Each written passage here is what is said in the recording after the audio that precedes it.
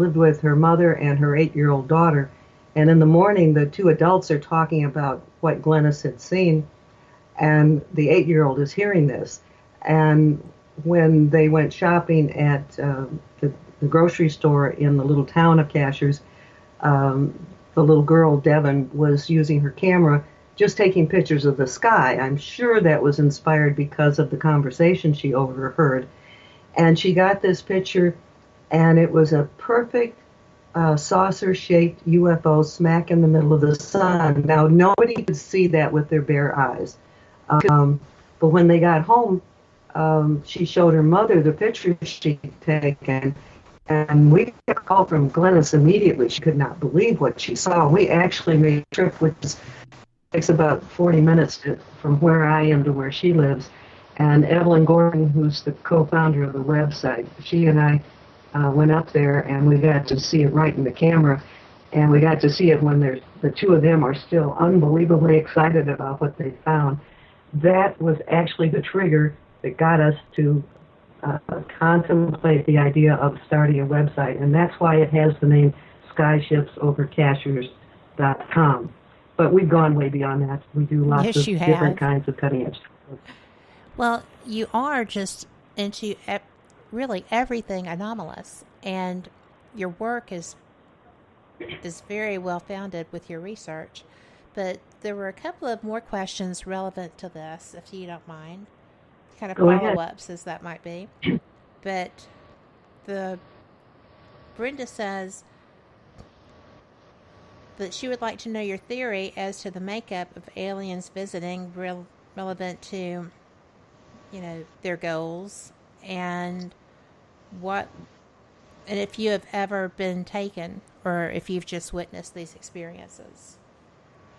I missed part of the question. Can give me the last part of the question again?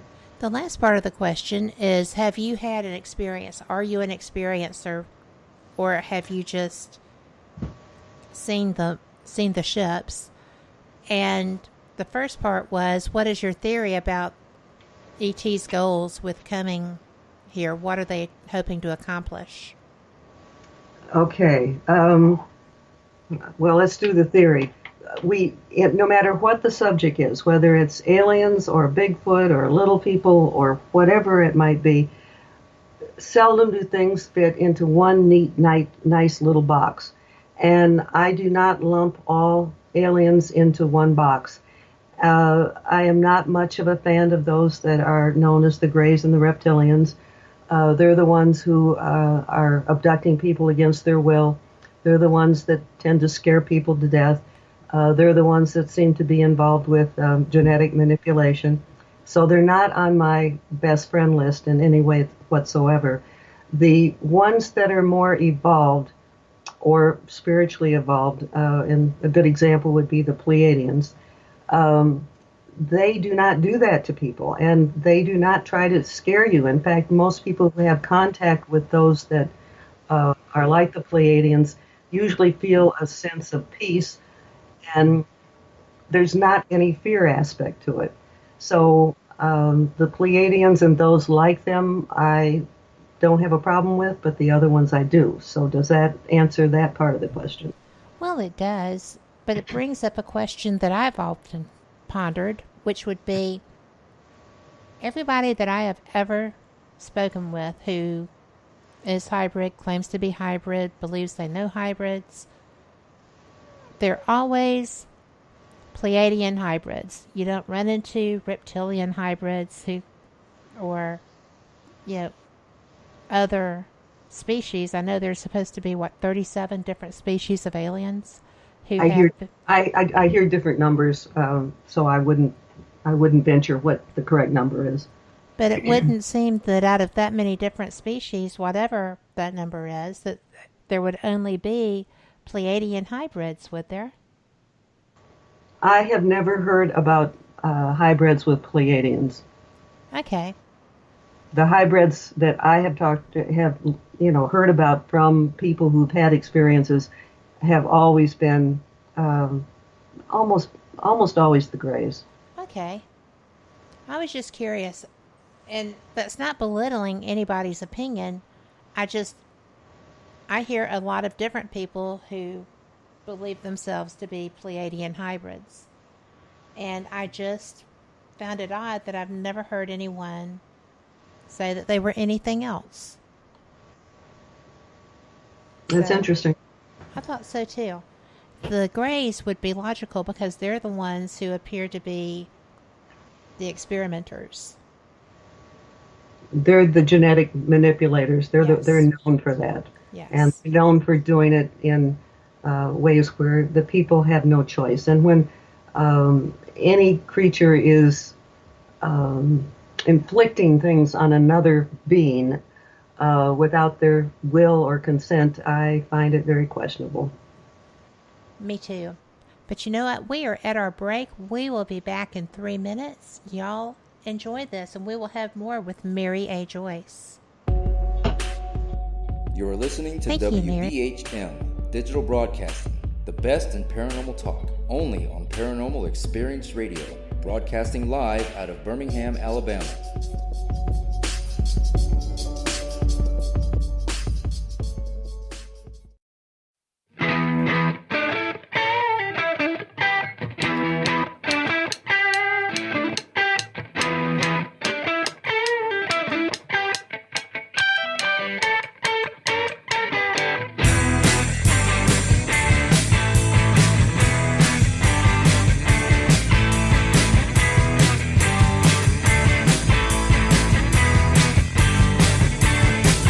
When you come on to me, you feel like the sun. Watching through my senses, you're the only one. When you do that to me, you feel like the sun. And I just want to know you're the only one.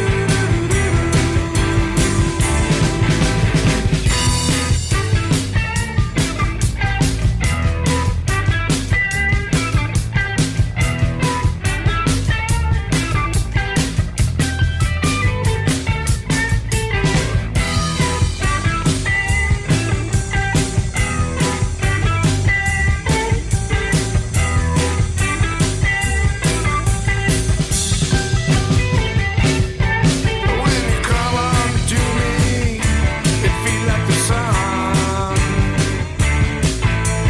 I just want to know you're the only one. Son of a Hey, son. mother. Son, what are you doing? Hey, Mom. I'm getting ready to listen to Periscope Uncensored. By expanding your vocabulary. Well, it is uncensored. Son, the uncensored part of Periscope Uncensored is Jax and I getting down to brass tacks with all aspects of the paranormal. There's no fluff on our show. So, no off-color commentary? I didn't say that. Awesome! Son? I just hit my head. Oh boy. I'll go get you an ice pack. Catch Periscope Uncensored Thursday nights at 9 p.m. Eastern, only on WBHM Digital Broadcasting. Hello there. Welcome back to Fate Mag Radio here on WBHM Digital Broadcasting. I am so glad you are here to enjoy this show with Mary A. Joyce. Mary is a researcher of all things anomalous, and we were discussing aliens and their goals, what they hope to achieve by being here, Mary. And I was telling you about how most of the people that I meet who say that they are hybrids say that they are Palladian hybrids. I was in California at an event, and I was standing with Linda Moulton Howe, and this young woman came up. She was in a wheelchair. She was with her mother. She was a very young woman and just beautiful. And the moment that Linda saw her, she was like, "Oh my God, you're a hybrid. You are the most beautiful child I've seen." And it was quite obvious that the young lady in question had like electric green eyes, no contacts, and the facial features, very similar facial features to the images that you see of Grays. And I was taken aback because that was the last thing I expected. So that's my experience with having come across a hybrid. Have you met people that... There was one time when Evelyn Gordon and I attended the 2010, what do you call it, International UFO Congress out in Nevada. And we were riding the elevator in the hotel where the convention was going on. And a little guy scooted into the elevator with us, and he did look like he very well could be a hybrid or a little mixture of an ET gray and a human being. And even his movements, were different. And we both felt like he could very well have been a hybrid. But that's been my only experience like that. Do you feel like they would have been attending something of that nature simply to get questions answered about themselves? I don't know. It depends. I don't know. They could be there and they're simply reporting to the ETs. True. If they look that much like an ET, I would almost lean in that direction rather than coming to find out about themselves. If they look just a little bit like a hybrid, then they might be coming with questions. But that's my theory.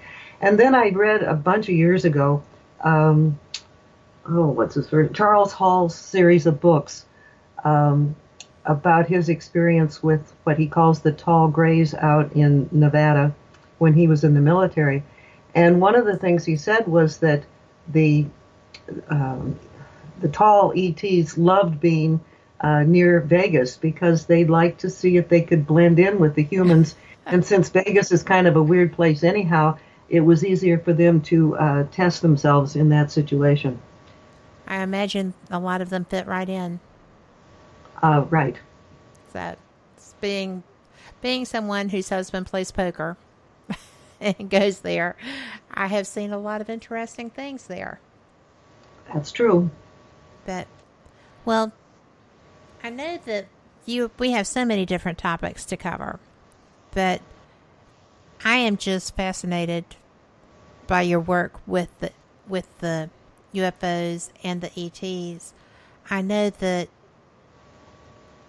your experiences that you report and Glennis's experience that she reports are just fascinating. The pictures are great, but you get information from all over. We do. We thought we were just going to be reporting from the mountains of western North Carolina, and that is still our home field. That's where we can get the most stories, where we can actually interact with the people. But we do not limit ourselves to it.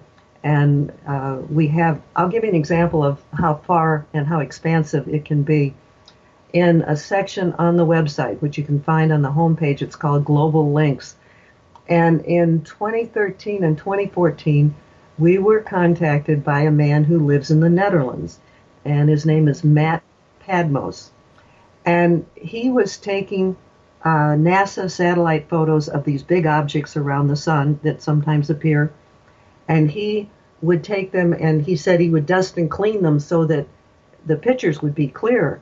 And it's just phenomenal, the details. And if anybody's interested in seeing pictures that I've never seen anywhere on the internet, again, go to our website, skyshipsovercashers.com, open up Global Links, and if you want to get it from the beginning, go to the archives for 2013, scroll way down to the bottom, and then scroll back up, and you'll start to get things in the order that we got them from him. And we have both the satellite images from NASA, and then we show them the way he's cleaned them up so we can see them with more detail. And it's fascinating. And they don't fit the shapes that we see from the Earth. There's some that